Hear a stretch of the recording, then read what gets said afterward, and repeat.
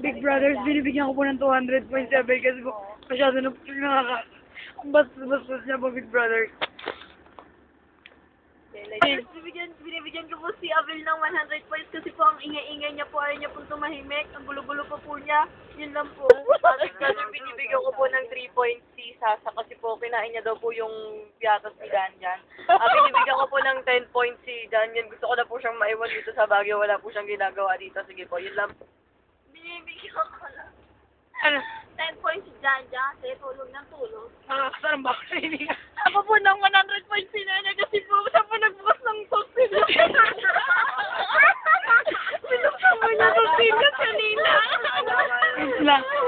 Wait lang. Big Brothers, binibigyan ko po ng 10 points si Jacker.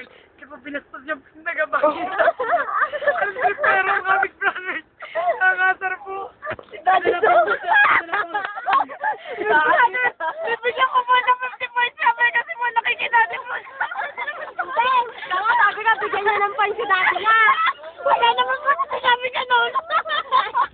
Ako maninig ko si dati na. Big Brothers, sabi niya po si Daddy na po. Ano masasabi mo? Si Daddy. Big Brothers, binibigyan ko po ng 2 points si Daddy. Tama po siya. Tama.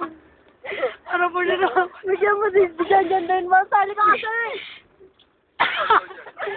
Big Brothers, sinasab po siya, Big Brothers. Sinasab po siya kasi po na natin si Melay.